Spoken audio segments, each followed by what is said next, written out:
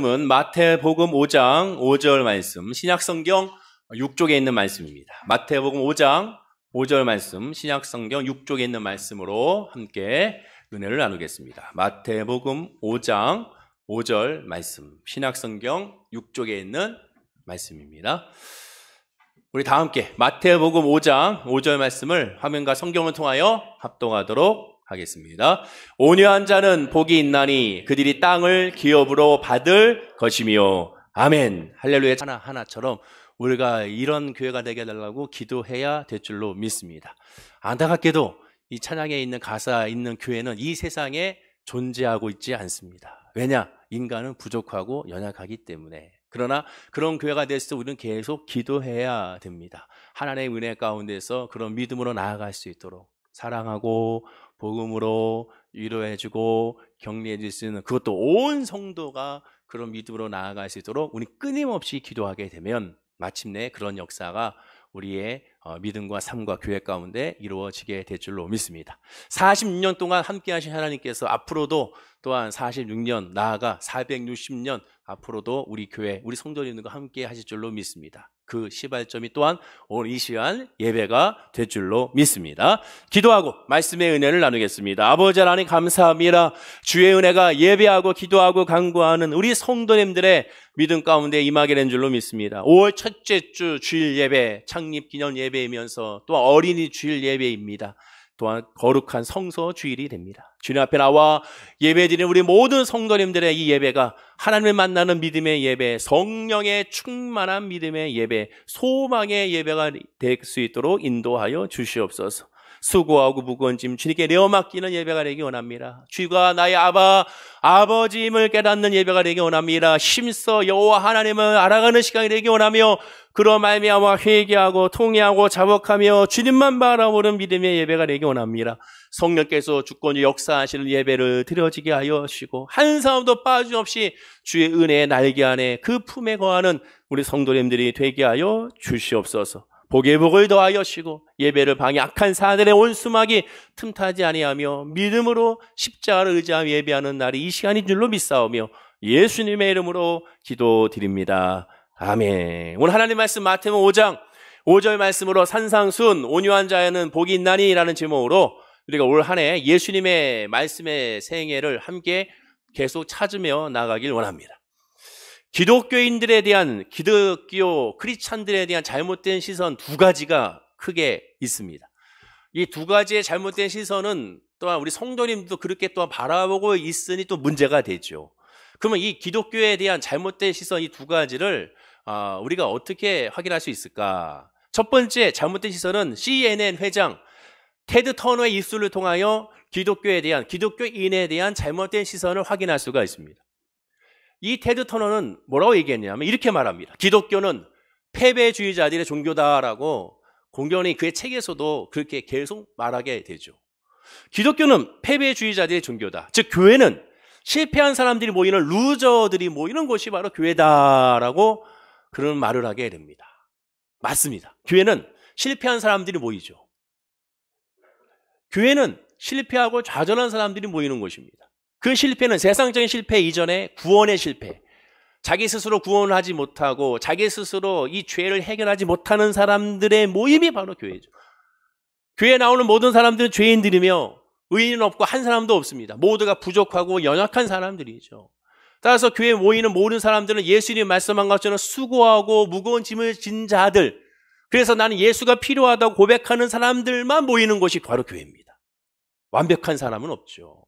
따라서 완벽한 교회도 없습니다. 아까 우리가 이런 교회가 되게 하소서 했을 때 그 교회의 내용들을 다 살펴보면 정말로 완벽한 교회죠. 근데 그 완벽한 교회를 아무리 찾으려 해도 죄송하지만 없어요. 혹 그런 교회가 있다 하더라도 그 찾는 성도가 그 교회에 들어가면 그 교회는 완벽해지지 않게 되는 겁니다. 이 땅은, 육신에 있는 이곳은 완벽할 수가 없습니다. 사람이기 때문에, 육신 가운데 있기 때문에. 즉 이 땅은 세상의 공중의 권세 잡은 사단이 늘 우는 사자와 같이 삼킬 자를 찾기 때문에 늘 정신 차리지 않으면 안 되는 것이죠. 완벽한 곳은 저 주의 품밖에 없습니다. 하늘나라밖에 없는 것이죠. 부족한 사람들이 모여서 그 부족함을 서로 채워주고 서로를 위로하고 기도해주면서 때로는 다투기도 하고 때로는 섭섭하기도 하고 때로는 의견 차이도 있지만 그러나 서로 이렇게 볶아가면서 예수님을 향하여 전진해 나가는 곳, 그것이 바로 이 교회가 되는 겁니다. 따라서 기독교는 패배자주의자들의 종교다. 반은 맞고 반은 틀리게 된 것이죠. 두 번째는 세상적인 법을 통하여 기독교에 대한 잘못된 시선을 알 수가 있습니다. 어떤 법이냐? 착한 선한 사마리아인의 법이죠. 이 법은 자신이나 제3자가 위험에 빠지지 않는데도 고의로 구조해주지 않는 사람을 처벌하는 규정입니다. 그래서 이런 구조 불이행법을 처벌하는 구조거부죄, 불구조죄라고 하게 되죠. 우리나라의 경우 2008년 6월 13일에 개정되었고 2008년 12월 14일부터 시행되고 지금까지도 유지되고 있습니다. 단, 다른 나라와 달리 우리나라는 이 외면에 대한 처벌 규정은 없습니다.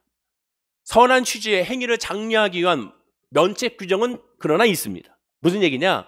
버스 타고 가다가 지하철 타고 가다가 어떤 사람이 쓰러졌습니다. 뇌졸중이든 심장마비에 쓰러졌을 때 그 사람을 살리기 위하여 심폐소생을 하고 심장 마사지를 하면서 어떻게든 살리려고 노력했을 때 그 사람이 죽었다 하더라도 그것에 대한 책임을 지게 할 수가 없다라는 것이 바로 이 선한 사마리아인법의 핵심이 되죠.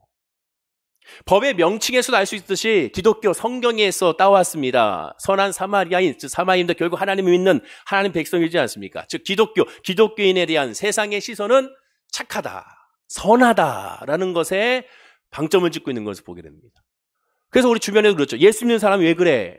예수 믿는 사람들은 착해야 하고, 예수 믿는 사람 거짓말하지 말아야 되고, 예수 믿는 사람들은 늘 배려하고, 예수 믿는 사람들은 늘 선하게 사람들에게 아낌없이 사랑을 주는 존재가 되어야 한다고 세상 사람들은 착각하게 되죠. 세상 사람들은 그렇게 생각할 수가 있습니다. 예수 믿는 사람들 착해. 그럼 착한 사람들이 예수 믿는 사람이야. 그게 됩니까? 아니라는 거죠. 세상 사람들은 그렇게 생각하셨지만 예수 믿는 저와 여러분들도 예수 믿으면 착합니다. 이렇게 생각하면 안 됩니다. 기독교인들은 착하다가 정답이 아니는 거예요. 본문 5절 말씀을 우리 다시 한번 읽어볼까요? 자, 5절 시작. 온유한 자는 복이 있나니 그들이 땅을 기업으로 받을 것이며. 여기서 온유한 자라고 했습니다. 온유한 자라는 것은 결국 착하다는 쪽으로 많이들 생각을 합니다. 착하니까 화내지 않고 착하니까 온유하다 생각해요. 그러나 기독교에서 말하는 착한 것과 온유는 완전히 다릅니다. 성경에 말하는 온유와 세상에 말하는 온유는 완전히 달라요. 착하다는 것도 특히 우리 대한민국 사람들이 착하다는 개념을 굉장히 확대 재생산합니다. 예를 들면 어떤 학생에게 학교 어디 다녀? 네, 저희 스카이 다닙니다. 그럼 제일 먼저 나오는 말이 뭐예요? 아우 착하네 나오죠. 아우 공부 잘하면 착한 거예요. 우리나라 사람들 착하다는 개념을 굉장히 아주 크게 해석합니다. 이쁘면 착해요. 잘생기면 착하고 키 크면 착하고 사람들 그렇게 해석하는 거죠. 기독교도 예수 믿는 사람도 그렇게 해석해버리면 예수 믿는 착해. 근데 성경에 말하는 착함과 온유는 완전 다른 거예요. 본문에서 말하는 온유해야 한다는 것이 무엇을 뜻하는 것이 잘못 이해하고 있는 겁니다. 성도가 어떤 경우에도 반드시 얌전하고 조용하고 힘을 동원하지 않고 무엇인지 양보하고 손해를 보아도 된다고 생각하는 것이 온유가 아니라 그것이 착함이 아닙니다. 오늘 말씀을 통하여 진정한 예수 그리스도의 안에서의 온유가 무엇인지 온유한 자의 복이 뭔지를 우리 팔복의 세 번째 복을 통해 함께 살펴보길 원합니다. 성경에서 어떠한 인물에게 하나님께서 가장 온유하다고 모든 사람보다도 가장 온유하다고 엄청난 칭찬한 사람이 한 명 있습니다. 다윗 같은 경우는 내 마음에 합한 사람이라는 칭찬을 받았는데 이 한 사람은 모든 사람보다도 온유해, 모든 사람보다 이만큼 온유한 사람은 없어라는 칭찬을 받는 사람이 있다는 것이죠. 그 사람이 누구냐? 모세입니다. 민수기 12장 3절로 볼까요? 자, 읽어보겠습니다. 시작. 이 사람 모세는 온유함이 지면의 모든 사람보다 승하더라. 엄청난 칭찬이죠. 대단한 칭찬입니다. 온유의 사전적인 의미를 보면 사람의 표정이나 성질이 온화하고 부드럽다. 따라서 옆에 착하다라고 말합니다. 그러니까 사람들은 온유한 것을 그냥 착한 것으로 표현하는 거예요. 우리나라 사람 특히. 그러나 솔직히 우리 생각에 모세는 착합니까? 온유한가요? 성경에 나와 있는 모세의 말, 행동을 보면 바로 이 사전적인 의미, 세상의 사전에서 말하고 있는 이 의미가 그대로 적용이 됩니까? 그렇지 않잖아요. 모세는 어떤 사람이에요? 온유한, 거리가 멀어요. 온화하고 부드러움보다는 너무 거리가 먼 사건들을 우리는 다 압니다. 즉 출애굽기 2장 12절에 보면 애굽 관원이 동족, 자기 히브리 민족을 치는 것을 보고 때리는 것을 보고 격분하여 그 자리에서 쳐 죽이고 모래에 감췄습니다. 순간에 분노를 참지 못하고 그 자리에서 살인을 저지른 사람이 모세예요. 근데 모세가 온유하다고요? 민수기 20장에 보면 신광야에서 이스라엘 백성들이 물이 없어 죽겠다고 원망, 불평, 탄식하자 하나님의 반석에서 명하여 물을 내라 했는데도 불구하고 하나님의 말씀을 귓동으로 듣고 자기 화가 나고 자식이 짜증이 난다고 자기가 있는 지팡이로 내가 너희를 위하여 반석에서 샘물 내겠다고 반석을 2번 침으로 말미암아 물을 내게 했습니다. 온유가 아니잖아요. 이 벌로 그는 가나안 땅에 들어가지 못하게 되죠. 느보산에서 하나님의 땅을 바라보면서 하나님의 부름을 받게 됩니다. 모세는 그의 기질과 성격이 불같은 자였고 급한 사람이었습니다. 온유하고는 이 온화하고 부드러움, 특히 부드러운 사람은 아니잖아요. 본문에서 온유라 번역된 헬라 원어는 프레이어스인데 이 언어의 원문적인 뜻은 처음부터 힘이 없어 약한 것을 말하는 것이 아닙니다. 생기와 활력이 넘치도록 강하지만 이 힘을 정신적, 물리적으로 절제할 수 있는 능력, 이걸 온유라고 표현하고 그 온유를 오늘 본문에 예수님은 그 단어를 사용하고 있습니다. 예를 들면 폭풍우를 보십시오. 저 바다의 풍랑을 보세요. 바다는 언제든지 힘이 있습니다. 언제든지 어마어마한 그런 풍랑을 일으킬 힘이 있지만 어떨 때는 잔잔하잖아요. 말을 보십시오. 저 야생마가 그렇게 날듯이 뜁니다. 그러나 언젠가는 어느 때는 굉장히 평온하게 풀어뜯고 있는 모습을 보게 되죠. 날뛰는 힘이 없는 것이 아니에요. 파도와 풍랑을 일으키는 힘이 없는 것이 아닙니다. 말하자면 처음부터 항상 조용하고 침착하고 부드러웠던 사람을 말하는 것이 아니라 여전히 그 속에는 열정이 있고 힘이 있고 능력이 있고 심지어 분노도 끌어오르지만 유효, 적절하게 통제하는 모습, 그걸 온유라고 성경은 표현합니다. 예수님이 말하는 온유는 그거예요. 힘이 없어서가 아니라 힘이 있고 능력이 있고 다 있지만 그걸 통제하는 겁니다. 그렇습니다. 무조건 꾹꾹 눌러 참고 겉으로는 전혀 내색하지 않는 것이 온유가 아닙니다. 내 마음은 그냥 화가 잔뜩 나는데 얼굴은 미소 짓고 있는 거, 그건 온유가 아니라 그거는 그냥 교만한 모습이고 그거는 그냥 남을 기만하는 모습인 것이죠. 그러므로 온유란 사랑해야 될 때 사랑하고 친절해야 할 때는 친절하고 섬길 때는 섬기고 웃어야 할 때는 웃는 게 온유예요. 또한 더 중요한 것은 화를 내지 말아야 할 때는 화를 내지 말고 정작 화를 내야 할 때는 반드시 화를 내는 게 온유입니다.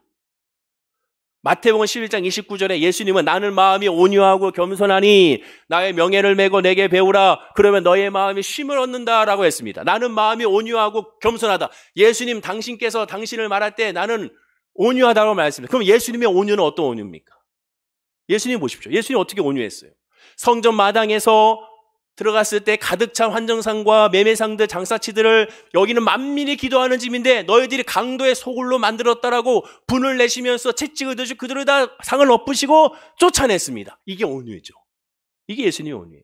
형식적인 제사를 드리고 율법의 문자적 계명에 치중하면서 613가지의 하나님의 율법이 아닌 자기들끼리 만든 617가지의 자기들의 율법으로 하나님의 율법인 마냥 그것을 철저하게 지키기를 강요하고 있는 유대 종교 지도자를 향하여 독사의 자식들이라고 외치면서 그들을 비판하고 정죄했던 예수님의 외침이 온유입니다. 그게 온유죠. 회개하지 않는 예루살렘 도성을 바라보고는 차라리 소돔과 고모라의 때가 지금보다 나았다고 애통해야 하시는 모습이 온유입니다. 반면 죽은 나사로의 무덤 앞에서 죄와 죽음과 사탄의 권세 아래 묶여있고 여전히 예수님이 이 자리에 있는데도 불구하고 깨닫지 못하고 슬퍼하고 있는 이 이스라엘 백성들의 모습을 보면서 안타까워 통분하여 우시는 모습이 온유입니다. 율법대로 하자면 그 자리에서 돌로 쳐 죽임을 당해야 한다는데 불구하고 간음하다가 현장에 잡히는 이 여인을 예수님을 용서해주고 다시는 죄를 짓지 말라고 그를 풀어주는 모습이 온유입니다. 남편이 5이나 있었고 지금도 어떤 젊은 남자와 살고 있지만 여전히 남편도 아닌 이 수가성의 사마리아 여인에게 생수를 주더니 세상에 주는 물과 달라 영원히 목마르지 않을 것이라고 말씀하시면서 사마리아 여인이 그때까지 묶여있었던 죄책감과 굴욕감과 수치감과 외로움과 모든 멍에를 다 벗어벗기고 그리고 하나님의 은혜의 구원으로 용서해 주는 것, 그게 바로 예수님의 온유입니다. 이와 같이 예수님을 보십시오. 꼭 화를 내야 될 때는 화를 내셨고, 용서해야 할 때 용서하고, 사랑해야 할 때 사랑하고, 포용해야 할 때 포용하며, 가르칠 때 가르치고, 그 자리를 떠날 때는 떠나고, 있어야 할 때는 있는 분이 예수님. 그것이 성경의 온유입니다. 우리가 배워야 될 것이죠. 근데 우리는 어떻습니까? 참아야 할 때 화를 내고, 하지 말아야 할 말을 내뱉어 버리는 것이 솔직한 저의 모습이고 우리의 모습이 아니겠습니까? 성경에 모세가 온유의 최고봉이라고 얘기했는데, 그러면 이상하지 않습니까? 아까 분명히 모세의 모습을 보면 그렇지 않았는데, 근데도 왜 불구하고 하나님은 모세에게 온유의 모든 사람보다 온유가 승하다고 했을까? 역시 답은 성경 본문에 있잖아요. 그 말씀을 한 그 다음에 모세의 온유에 대해서 부연 설명은 하나님은 하십니다. 민수기 12장 6절과 8절이에요. 꼭 읽어봐야겠습니다. 우리 다 함께 한번 천천히 읽어볼까요? 자, 시작. 이르시되 내 말을 들으라. 너희 중에 선지자가 있으면 나 여호와가 환상으로 그를 그에게 알리기도 하고 꿈으로 그와 말하기도 하거니와 내 종 모세와는 그렇지 아니하니 그는 내 온 집에 충성함이라. 그와는 내가 대면하여 명백히 말하고 은밀한 말로 하지 아니하며 그는 또 여호와의 형상을 보거늘 너희가 어찌하여 내 종 모세의 비방하기를 두려워하지 아니하느냐. 보십시오. 모세는 온유한 자야 라고 말하면서 그 온유한 자라는, 모세가 온유할 수밖에 없는 이유를 설명합니다. 자, 보십시오. 모세는 그는 내 집에, 온 집에 충성한 사람이야. 또한 그와는 내가 대면하여 명백히 말하고, 헷갈리지 않는다고, 정확하게 말하고 은밀한 말로 하지 않고 대면하여 친구로서 삼았다라고 말하자. 동시에 그는 또 여호와의 형상을 보았다라고 말합니다. 한마디로 뭐예요? 왜 모세가 온유한 자입니까? 우리가 생각하는 온유와 하나님의 온유가 이렇게 다르다는 거예요. 우리가 생각할 때 온유는 불같이 화를 내거나 정말 온유하고 평안하고 정말 급하지 않고 차근차근 차분하게 말도 조리 있게 하고 이런 것이 아니라는 거예요. 즉 도덕적인 온유를 여전히 벗어버리지 못하는 우리의 자신의 모습을 또 발견합니다. 하나님이 온유라고 한 이 말은 모세를 통하여 뭐라고 얘기하면, 한마디로 하나님과 인격적인 관계, 하나님의 나를 알고 내가 하나님을 알고 하나님과 알고 하나님 앞에 엎드리고 하나님의 말씀에 또한 듣고 서로 나누는 그 관계, 즉 성령 충만한 사람을 하나님은 온유라고 표현하게 되는 거예요. 그게 온유입니다. 그래서 모세는 온유한 자라는 거예요. 모든 사람보다 온유하다는 것은 모든 사람보다 이 모세는 나의 말을 듣는 자요. 누구보다 모세는 나에게 기도하는 자요. 누구보다 모세는 나를 필요하는 자라는 사실을 하나님은 이 온유라는 단어로 우리에게 설명해 주고 있는 겁니다. 그리하여 모세는 하나님과 교제하면서 오직 기도하여 하나님 뜻대로 행하고 하나님 원하시는 대로 행동하는 사람이라는 거예요. 그렇습니다. 온유란 무엇입니까? 첫째, 온유란 하나님의 뜻대로 행하는 것이 그래서 온유입니다. 모세처럼 하나님의 뜻대로 하는 그것이 온유의 비결이자 핵심이에요. 자, 여러분, 팔복, 우리가 지금 팔복을 나누고 있잖아요. 팔복의 시작이 뭐예요? 첫 번째 복이 심령이 가난한 자라고 그랬습니다. 이 팔복은 차근차근 신앙의 성장 과정이라고 말씀을 드렸죠. 처음에 예수를 만나면 심령이 가난해지는 거예요. 난 예수가 필요합니다. 죽을 수밖에 없는 난 주가 필요합니다. 그게 심령이 가난해지는 거예요. 돈이 가난한 것이 아니라, 세상적인 가난이 아니라 주가 필요한 가난입니다. 아무리 물질이 많아도 예수를 필요로 하는 거예요. 예수를 필요로 하는 그 가난함, 주가 아니면 안 된다는 그 가난함, 그게 심령이 가난한 자고 그 잘한 자가 복이 있음을 분명히 말합니다. 두 번째가 뭡니까? 심령이 가난하기에 현실의 시련과 환난을 두고 애통하는 것이 아니라, 세상적인 문제와 질병으로 애통하는 것이 아니라, 그럼에도 불구하고 세상에 문제가 있는데도 불구하고 아픈데도 불구하고 외로운데도 불구하고 걱정이 많은데도 불구하고 두려움에도 불구하고 속상한데도 불구하고 사람들의 관계에 무너졌는데도 불구하고 주님을 찾지 않는 애통함이라고 말씀드렸잖아요. 애통함은 바로 그 애통함. 그 애통한 자, 난 주가 필요합니다. 하나님이 나와 함께 하옵소서. 제발 내 기도를 들어주시옵소서. 나의 찬양을 받아주시고 내 예배를 받아주시고 하나님이 살아계신 하나님이라는 것을 이 어시성은 나에게 알게 해주십시오라는 애통함, 하나님을 부르짖고 찾는 애통함, 그 애통함, 그것이 애통한 자의 복이죠. 지난 시간에 말씀한 것 같지. 그러면 하나님 뭐라고 합니까? 그렇게 하나님을 찾는 자 위로해 주신다. 하나님을 만나는 거죠. 하나님 만나면 어떻게 됩니까? 하나님의 위로를 받았다면 그 다음에 당연히 온유해 줄 수밖에 없죠. 하나님의 임재 아래 있고 하나님의 의롭고 강한 오른팔이 나를 붙든다는 확신이 드니 당당해지는 거죠. 또한 어떤 상황에서도 믿음으로 나아갈 수가 있는 겁니다. 왜 우리가 아무리 기도해도 온유해지지 않습니까? 예배드려도 기쁘지 않습니까? 찬양을 해도 승리가 따르지 않고 말씀을 배워도 왜 변하지 않습니까? 왜 세상과 사람 앞에 주눅이 듭니까? 죄악과 사단의 시험과 유혹에 왜 쉽게 넘어가고 또 왜 넘어가겠습니까? 간단합니다. 역으로 생각해 보세요. 심령이 가난해지지 않고 마음에 이러한 애통함이 없기 때문에 그렇습니다. 아픈 것에 애통함은 있어요. 아프니까 불쌍하잖아요.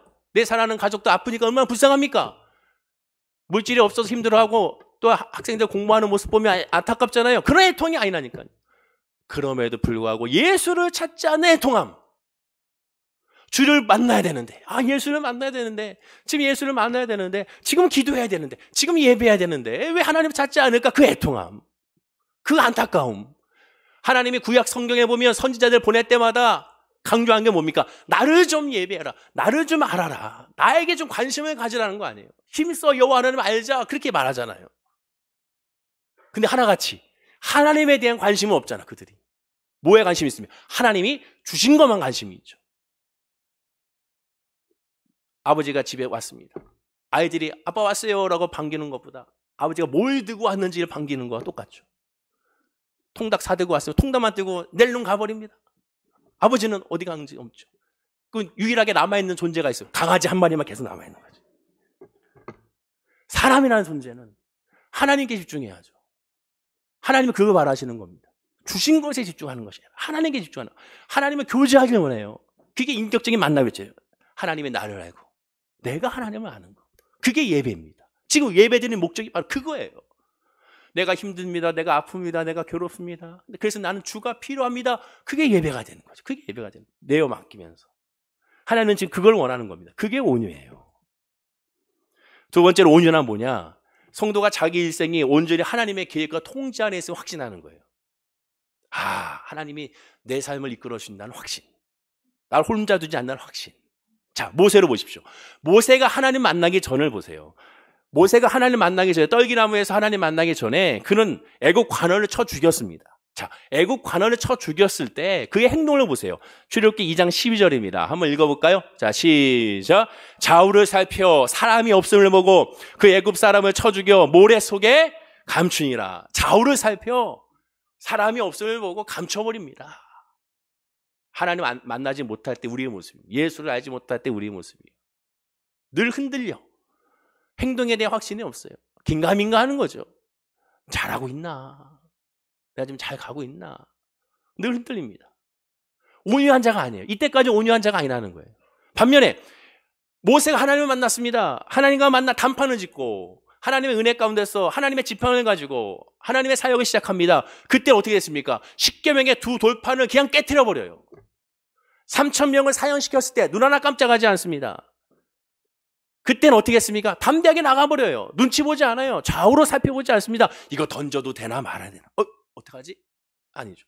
3,000명 하나님이 명령하고 심판할 때 이거 어떻게 해야 되지? 모세는 하나님의 안타까움과 애통과 분노에 완전히 사로잡힙니다. 왜? 하나님과 교제하니까. 개인적인 염려, 불안, 초조가 모세는 흔들릴 틈이 없습니다. 하나님께서 그를 역사하시니까. 그게 성령 충만이죠. 그게 온유입니다. 세상적으로 봤을 때는 여러 가지 안 되는 상황들이 있어도 하나님 말씀하시면 나가는 거죠. 흔들리지 않는 겁니다. 좌로나 우로나 기웃거리지 않는 거예요. 이것이 온유입니다. 문제는 우리가 왜 그런 은혜에 거두지 못하는가? 하나님의 음성에 귀를 막고 있잖아요. 하나님의 음성에 대해서 귀 기울이지 않아요. 그냥 기도는 하죠. 기도하는데 음성은 안 들어. 내 걱정과 염려와 근심, 아픔을 하나님께 다 썰라썰라 해가지고 기도해. 그러면 하나님께 기도했으면 이제 음성을 듣고 가야지. 하나님 뭔가 이제 하나님의 메시지를 듣고 가야 되는데 메시지는 안 듣고 나는 이제 기도했으니까 그냥 나가버리는 거죠. 할렐루야 하고. 그러니까 무너지는 겁니다. 들어야죠. 믿음은 들으면서 나는데 들어야죠. 하나님의 말씀을 들어야죠. 그러면 하나님의 말씀 어떻게 듣습니까? 성경을 봐야죠. 또 돌아옵니다. 성경을 봐야죠. 예배 드리면서 말씀에 집중해야죠. 찬양에 집중해야죠. 아버지 하나님, 내가 오늘 주일 3부 예배 나아갑니다. 주여 나에게 말씀하옵소서. 이 어리석은 나에게 좀 은혜를 주시고 응답을 주세요. 하나님, 오늘 찬양을 드릴 때 성가대의 찬양을 통하여, 또 아버지 목사님 말씀을 통하여, 또 내가 기도할 때나 주변 사람들 통하여 나는 모르겠사오니 모든 성령 역사를 다 열어두오니 이 어리석은 내가 하나님의 음성 메시지를 확신하고 확답을 받을 수 있도록, 그래서 내 마음의 자유와 평안할 수 있도록 나를 오늘 예배로 사로잡아 주시옵소서라고 기도해야 되는 거죠. 예배는 그렇게 하고 나와야 됩니다.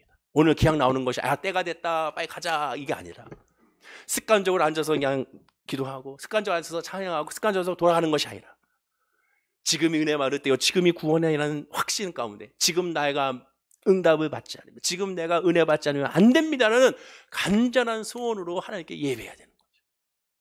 하나님은 그런 자를 찾으신다고 말하고 있잖아요. 신령과 진정으로 예배하는 자, 그런 자를 하나님 찾으십니다.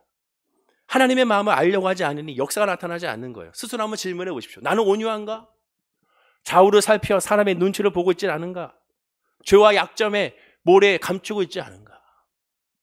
예수님은 분명히 말합니다. 요한복음 14장 1절에 너희는 마음에 근심하지 말라. 하나님을 믿으니 또 나를 믿으라 라고 하지 않습니까? 믿음은 피스토어, 맡겼기에 어떤 일이 다 흔들리지 않는 거예요. 맡겼으니까 자유한 거예요.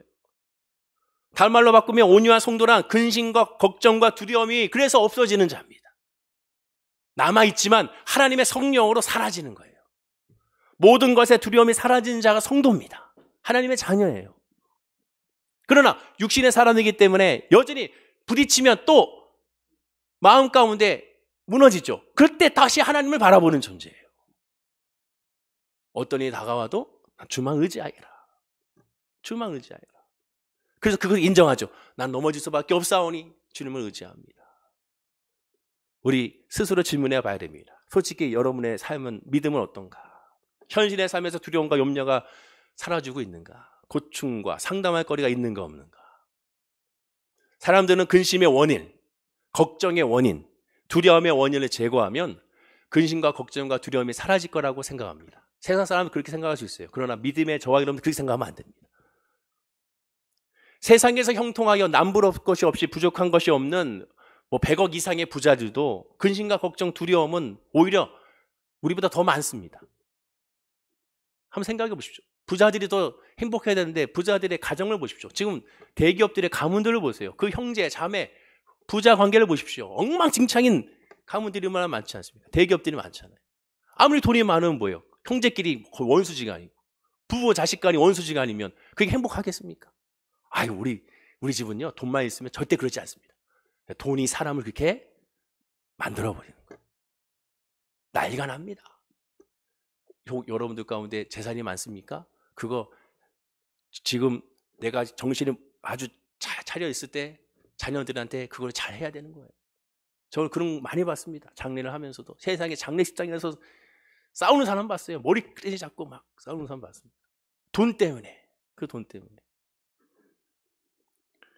팝의 제왕 마이클 잭슨을 보십시오. 집 내부 전체를 병균이 하나도 없는 클린룸으로 만들어 놨습니다. 그런데도 걱정, 두려움으로 말미암아 결국 약물 중독까지 하는 것을 보게 되죠. 걱정과 염려와 두려움의 핵심은 그 자체가 아닙니다. 다른 것에 있어요. 사진을 보시면 한국 민속촌에 귀신의 집이 있습니다. 다 가보셨을 거예요, 한 번쯤은. 귀신의 집을 만들어 놓고 돈을 받고 구경시켜 주죠. 그러나 구경하는 사람, 그 어느 누구도 그 속에 정말의 귀신의 집에 귀신이 있다고 생각하는 사람 단 한 명도 없습니다. 그 안에 진짜 귀신은 없죠.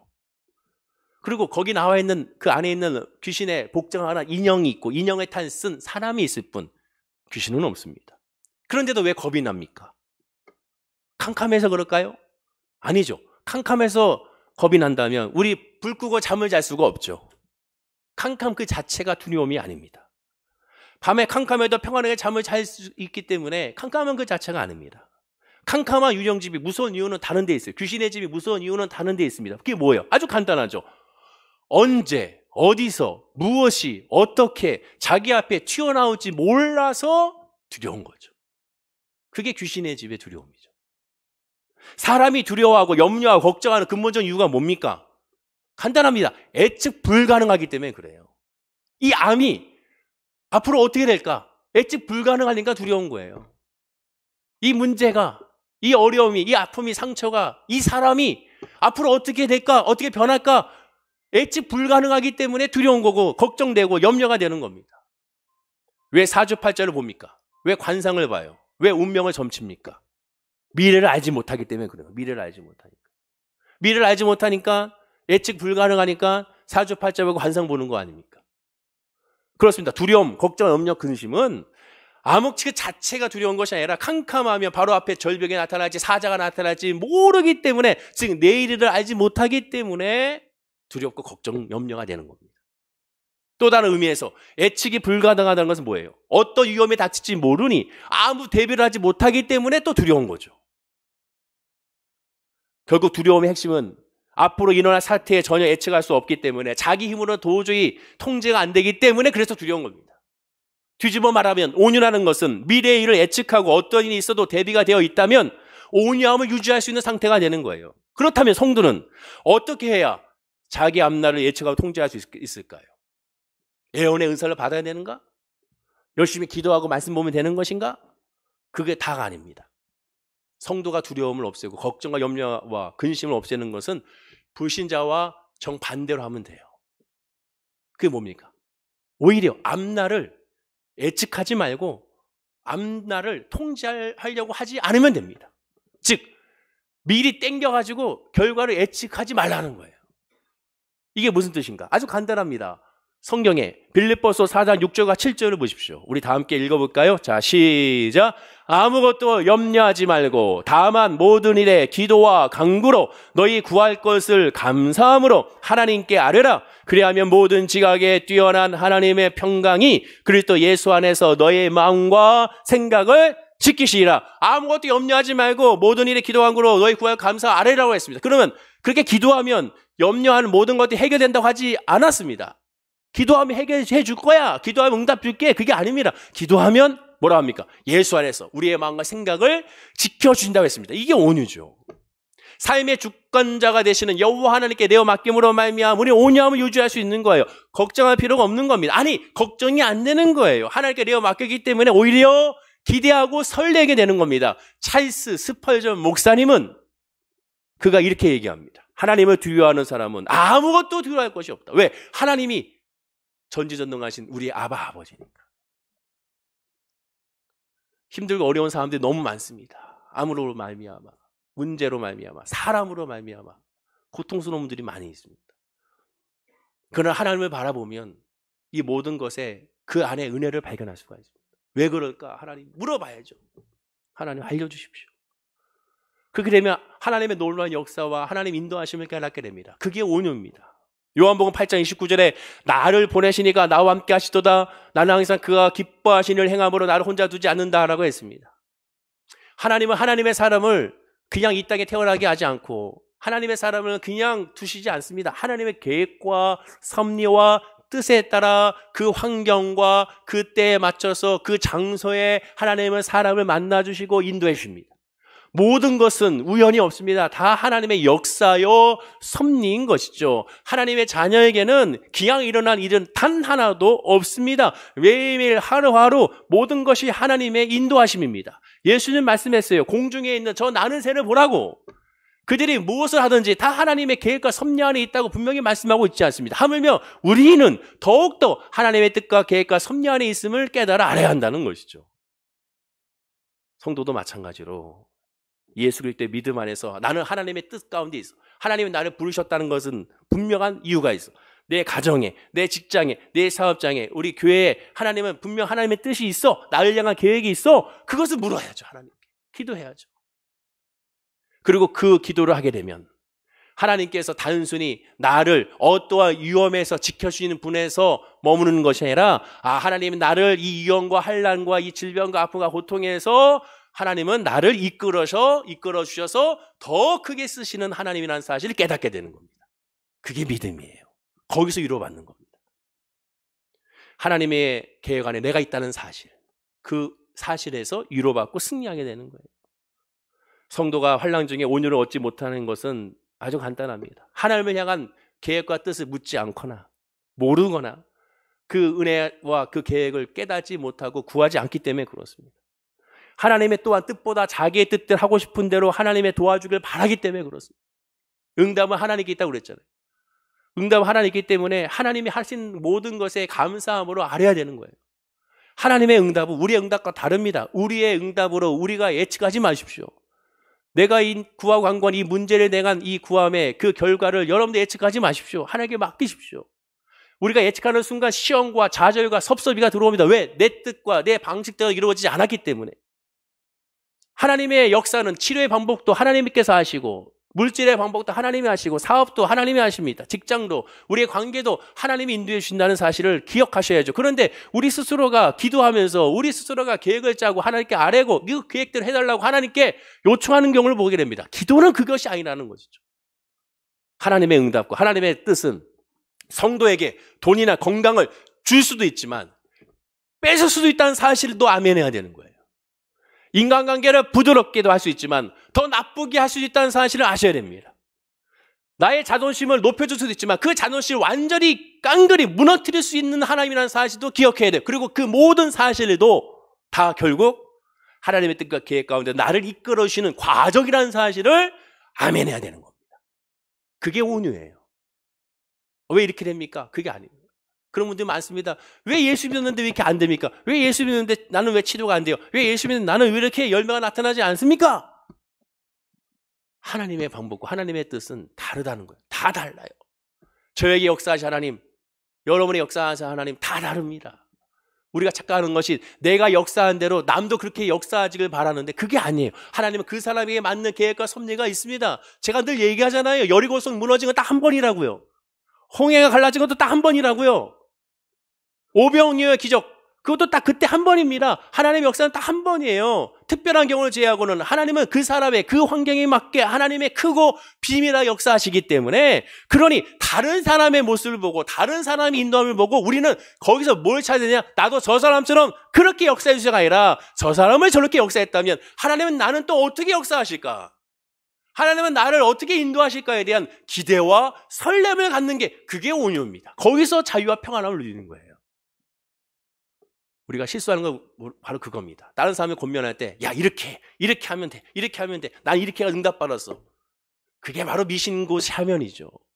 하나님의 응답은 정답이 없습니다. 공식이 없어요. 때에 따라 다 다릅니다. 그러나 한 가지는 있습니다. 그게 뭡니까? 주를 앙망하는 자, 주의 이름을 부르는 자, 주 앞에 엎드리는 자, 즉 애통하게 하나님 앞에 가난해지면서 하나님을 찾는 자, 그런 자에게는 하나님이 합력하여 쏘인다는 사실은 확실한 것이죠. 거기에 집중해야죠.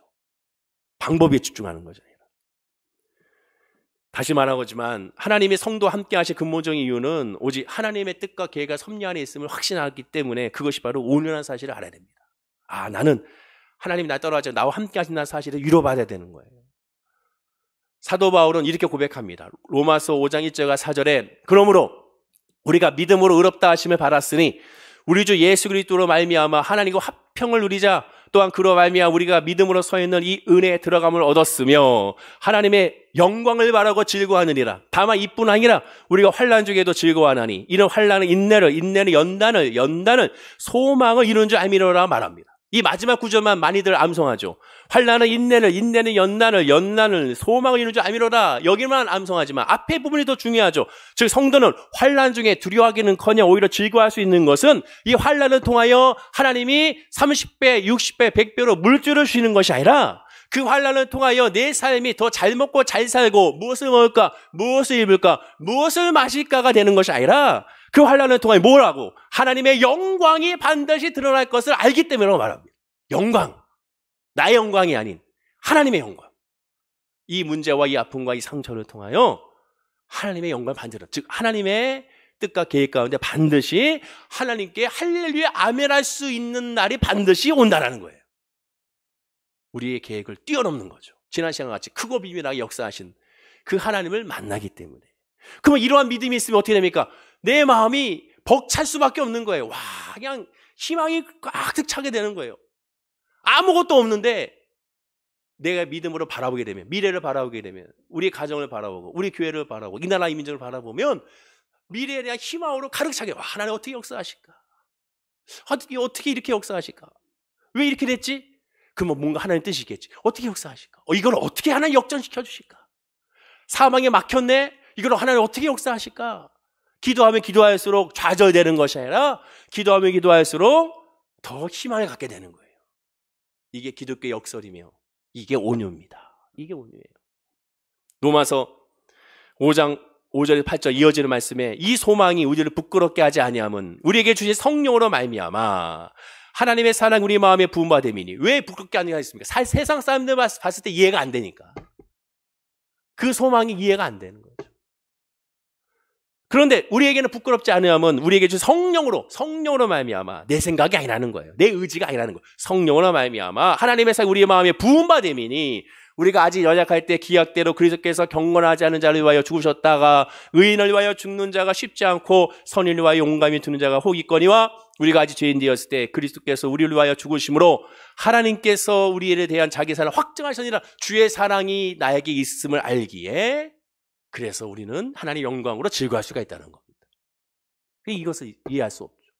알 사람이 없죠. 지난 시간에 알 사람이 없도다. 알 사람이 없죠. 설명도 안 되는 거죠. 말하자면 예측이 가능하고 통제가 가능한 인생을 그래서 우리가 살게 되는 겁니다. 자, 증거 대봐. 증거 없어요. 설명해봐. 설명할 수 없어.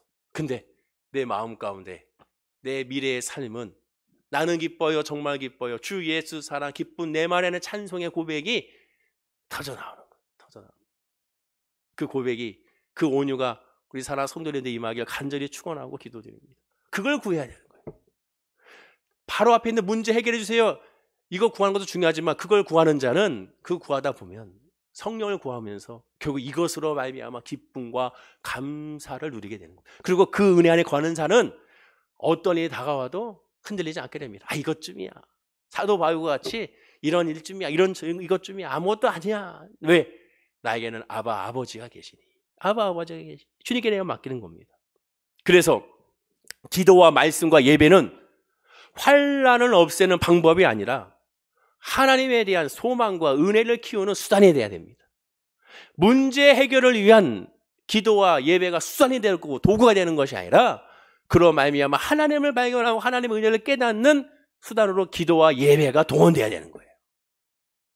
세상 사람들과 그건 똑같죠. 단순한 문제 해결과 질병 치료를 위하여 기도를 수단으로 방법으로 사용한다면 세상의 불신자들과 이방신을 섬기는 사람과 뭐가 다르겠습니까? 우리가 다른 점 뭡니까? 그 모든 걸 내려놓고 하나님을 구하기 때문에. 그래서 이것이 되든 안 되든 이제 나는 상관없게 되는 거죠. 그것에 대해서는 더 이상 좌지우지 않는 겁니다. 오직 주만 바라봄으로 말미암아 기쁨과 감사만 넘쳐나는 거예요. 그리고 그 믿음을 바라는 데만 기도가 동원되는 거고 예배가 동원되는 거죠. 아프리카 최초의 탐험가이자 선교사 리빙스턴을 보십시오. 우리가 잘 알고 있는 리빙스턴. 그가 사자에게 물렸습니다. 죽을 뻔했다고 하죠. 그러나 한쪽 팔 오른팔이 완전히 찢겨 나갈 뻔했습니다. 너덜너덜했다고 하죠.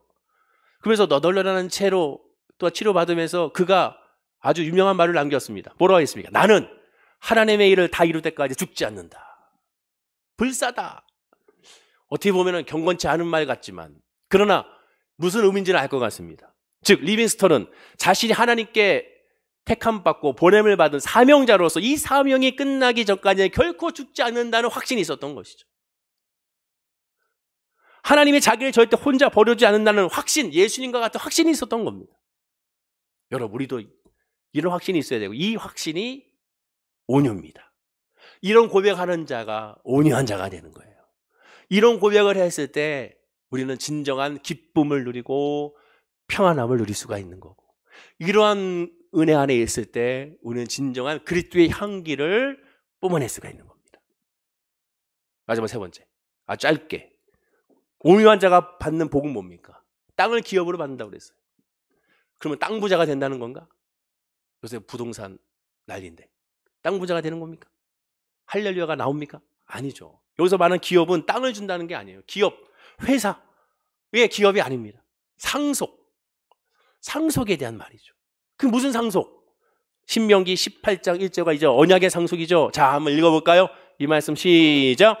레위 사람 제사장과 레위의 온 지파는 이스라엘 중에 분깃도 없고 기업도 없을지니 그들은 여호와의 화제물과 그 기업을 먹을 것이라. 그들이 그들의 형제 중에서 기업을 가지지 않을 것은 여호와께서 그들의 기업이 되심이니 그들에게 말씀하심 같으니라. 보십시오. 레위의 온 지파는 이스라엘 중에 분깃이 없습니다. 재산도 없고 기업 땅도 없습니다. 아무것도 없어요. 그들에게는 아무것도 분배되지 않습니다. 그러나 하나하나가 있습니다. 여호와께서 그들의 기업이 됐다. 하나님이 그들의 재산이자 그들의 모든 것이라고 말합니다. 레위 지파는 오늘날 저와 여러분 예수의 십자가 보혈의 피로 말미암아 왕 같은 제사장 거룩한 나라의 백성 레위 지파가 다 됐습니다. 우리에게 있어서의 진정한 재산과 은혜와 응답은 하나님이라는 거예요. 하나님을 소유하면 다 소유한 거예요. 제가 또 얘기하죠. 시편 23편의 1절 다윗의 고백. 여호와는 나의 목자시니 내가 부족함이 없으리로다. 그러니까 다윗이 대단한 거예요, 여러분. 하나님께 칭찬을 받을 수밖에 없는 거예요. 어떻게 이렇게 고백합니까? 여호와는 나의 목자시니 아쉬울 것이 없어라. 어떻게 그런 고백이 나옵니까? 여러분 정말로 부족한 게 너무 많잖아요. 지금 이 순간에 얼마나 많이 부족합니까? 그러나 하나님의 온유는 여호와 하나님을 소유했기에 부족함이 없음을 선포하는 거예요. 그런데 이러한 온유에 대한 선포, 하나님에 대한 선포를 우리는 늘 했습니다. 찬송가를 통해 우리가 늘 입술로 고백했어요. 깨닫지 못했을 뿐이지. 우리가 잘 아는 찬송가 435장을 보십시오. 나의 영원하신 기업 생명보다 귀하다. 나의 갈 길 다가도록 나와 동행하소서. 주께로 가까이에 주께로 가오니 나의 갈 길 다가도록 나와 동행하소서. 온유를 제가 여태가 말씀드린 이 온유를 이 찬송가 한 절에 그대로 소개하고 있지 않습니까? 찬송가 가사 하나하나는 복음의 진수입니다. 거기에 복음이 다 들어가 있어요. 성령께서 역사하셔서 복음을 다 전해줍니다. 그리고 그 복음의 진수 중에 또 진수가 어디 적혀있느냐? 어린이 찬송가, 어린이 복음성가는 진짜 복음의 엑기스라고 할 수가 있죠. 하나님의 은혜로 거저주시는 선물이자 또 그 모든 근원이 바로 하나님이라는 사실을 우리가 기억하고 그 은혜를 깨닫게 되면 바로 그때 온유한 자라고 할 수가 있게 되는 겁니다. 말씀을 맺겠습니다. 예수님께서 말씀하신 온유는 첫째 하나님 뜻대로 행하게 되고 두 번째로 하나님의 계획과 통제 안에 있음을 확신하게 되는 것이며 마지막 세 번째로 받는 자의 복은 기업을 하나님이 우리의 모든 것이라는 사실을 깨닫게 되는 겁니다. 여러분들 지금 어떻습니까? 여러분 온유한 자라고 할 수 있느냐요? 나는 정말 온유한 자라고 고백할 수 있는지 한번 점검해 보십시오. 지금 나는 현재 겪고 있는 모든 일, 만나는 모든 사람, 처해 있는 모든 여건 등이 하나님이 주시는 것이 확신하고 있는지를 한번 살펴보십시오. 그리고 나는 이미 온유해진 것인지를 또 점검해 보시고 그렇지 않다면 다시 처음으로 돌아가십시오. 심령이 가난해지도록 하나님 앞에 구하고 애통하는 마음으로 하나님의 은혜를 구하십시오. 그러면 하나님의 온유가 그 설명할 수 없는 그 온유, 지금 말했던 이 온유, 그 온유가 우리 마음에 임함으로 말미암아 하나님의 뜻대로 행해지고 싶어지고 자동적으로 되고 하나님의 계획과 통제 안에 내 삶이 있음을 깨달아서 더 이상 좌로나 우노나 치우치거나 눈치 보지 아니하고 주만 바라보게 될 것이며 그러므로 말미암아 여호와는 나의 목자시니 아쉬울 것이 없어라는 하나님의 나의 모든 기업이라는 사실을 고백하게 되는 모세의 온유의 승하가 바로 우리에게 임하게 됨을 깨닫고 또 고백하고 선포하게 될 줄로 믿습니다. 그러므로 어디를 가든 반드시 하나님과 함께 승리하게 될 것이며 또한 주위의 사람들로 그 승리를 내가 굳이 얘기하지 않아도 나의 모습을 통하여 그 향기가 그들에게 전해지게 될 것이며 그로 말미암아 하나님께 영광을 돌리는 날이 지금 이 순간 앞으로도 계속 이루어지게 될 줄로 믿습니다. 다시 한번 말씀드립니다. 하나님의 온유가 우리 월계순복음교회 이 3부 예배드리는 모든 분들에게 저와 여러분에게 임하길 간절히 축원하고 기도드립니다. 기도하겠습니다. 아버지 하나님, 하나님의 온유가 우리 성도님들에게 임하게 하여 주옵소서. 구하게 하여 주옵소서. 주님을 찾게 하여 주옵소서. 주의 은혜로 말미암아 확신을 갖게 하여 주옵소서. 내 삶은, 내 가정은, 내 직장과 내 사업장과 우리 교회와 이 나라 이 민족은 하나님의 계획과 통제 안에 있음을, 주권 안에 있음을 선포하게 하여 주옵소서. 나는 하나님의 것이니 어느 누가 어떻게 하리요? 나는 하나님의 백성이 누가 나를 망하게 하리요? 나는 하나님의 백성이 이 질병과 이 문제로 어찌 내가 무너질 수 있으리요? 주께서 나와 함께 하심으로 말미암아 나를 붙들으시고 나를 인도하여 주시고 나를 세워서 하나님의 영광으로 드높여 주심을 고백하는 우리의 믿음의 선포와 고백이 될 수 있도록 인도하여 주시옵소서. 그리고 그 믿음으로 말미암아 우리 마음에 이 세상에 주셔서 은혜와 평강이 가득 차 넘쳐나게 하여 주옵소서. 감사드리며 예수님의 이름으로 기도드립니다. 아멘.